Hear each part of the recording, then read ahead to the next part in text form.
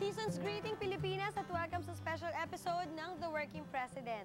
Ang weekly program ng mga proyekto ng pamahalaan para sa patuloy na kaunlaran ng bayan.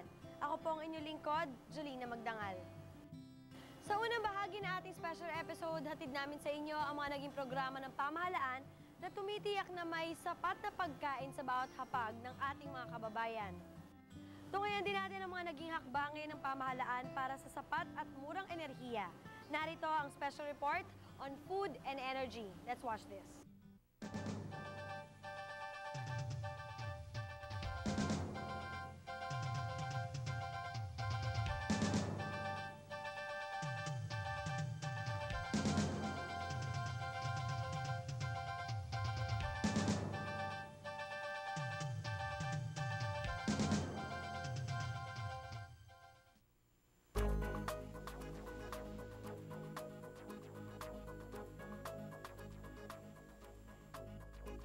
Naging sentro ng atensyon at prioridad ng pamahalaan ngayong taon ang sektor ng agrikultura, kaugnay ng lumalalang global food shortage.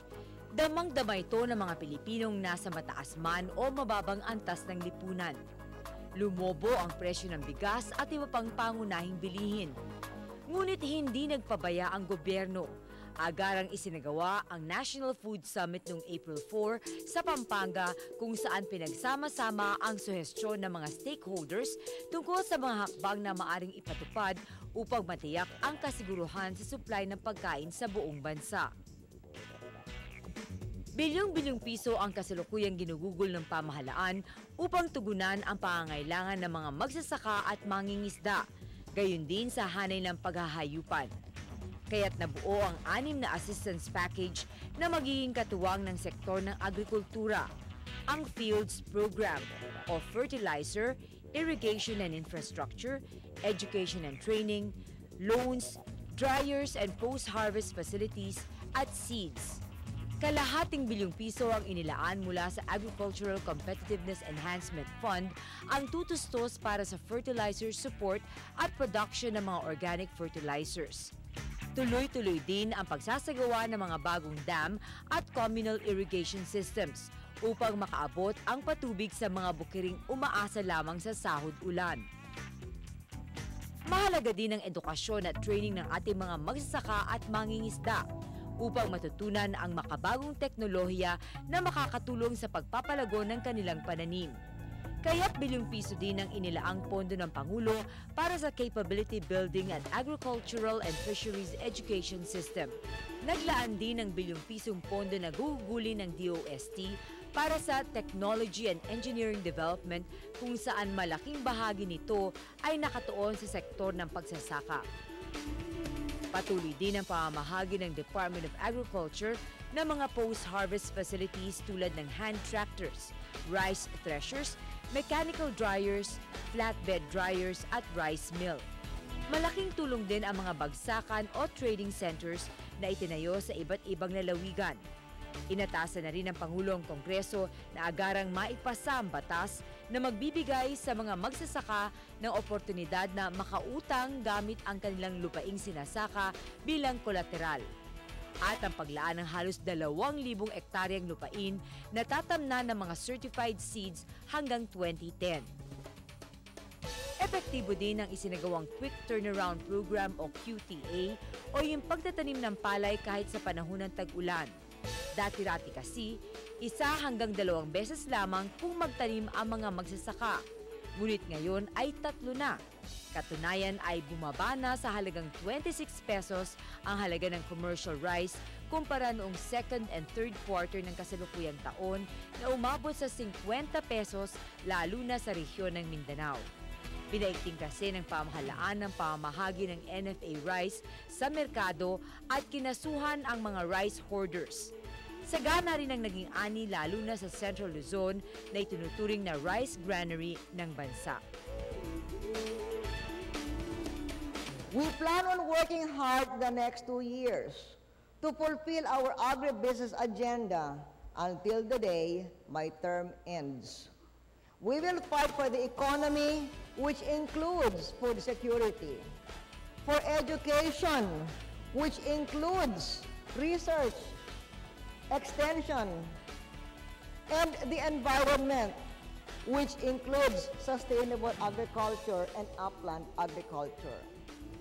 Pagkain sa bawat mesa, negosyo sa sakahan, laban sa kahirapan.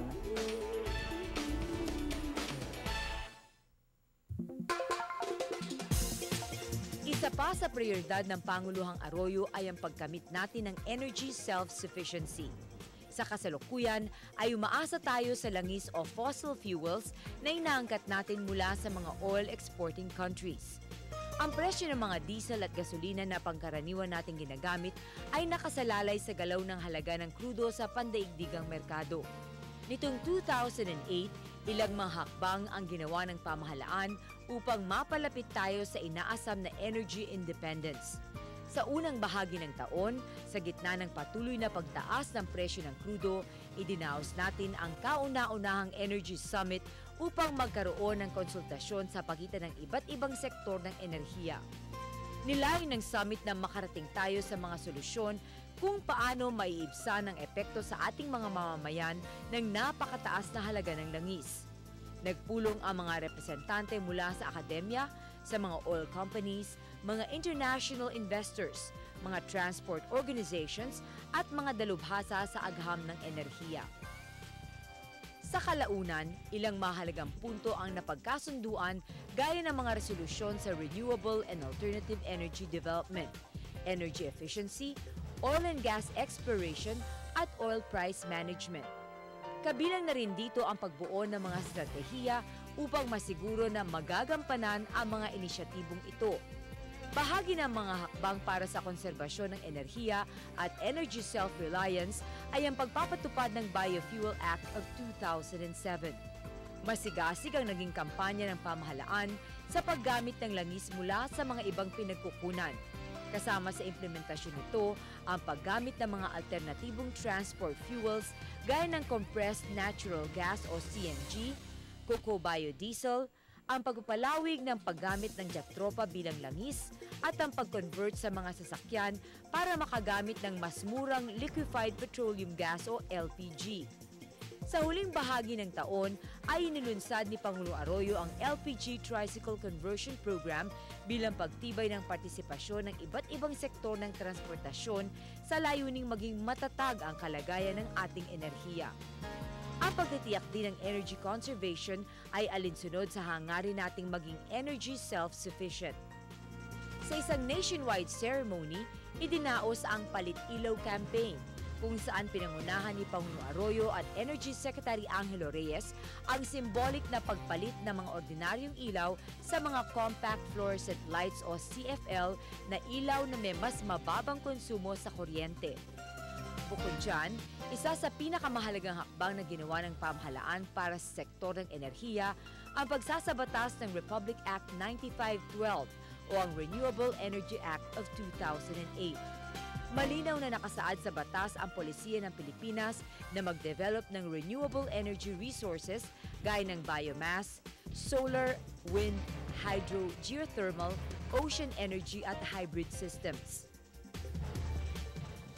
We are the second largest geothermal power producer in the world, with the highest wind potential power in the world. We also have high solar power penetration and abundant hydropower and biomass resources. So now, with our Renewable Energy Act, we can move aggressively to develop these resources. In fact, there have been big leaps in renewable energy throughout the world in recent years. Ang batas na ito ay hindi lamang para sa energy self-reliance, kundi pati na rin sa preserbasyon at konserbasyon ng ating kapaligiran. Ito ay makakabawas sa epekto ng global warming dahil mababawasan ang pagsunog ng langis na nagiging polusyon sa hangin. Marami ring mga investors ang nagnanais na magpasok ng negosyo sa Pilipinas upang matugunan ang mga pangangailangan na magpapatibay sa ating mga renewable energy resources. Ang Renewable Energy Act of 2008 ay maghahanda sa ating research, development at technology upang lubusan nating magamit ang ating mga resources gaya ng Malampayan Natural Gas Power Plant, Galok Oil Plant at pag-develop ng CNG, Coco Biodiesel at Jatropa Technology. Ang Department of Energy ang ahensyang mangunguna sa pagpapatupad ng mga probisyon ng batas. Inaasahan na sa tuloy-tuloy na pagtugon ng mga isyu ng enerhiya at pagtupad ng mga inisyatibong nabanggit ay matitiyak na sa loob ng 15 hanggang 20 taon ay ganap ng energy independent ang Pilipinas.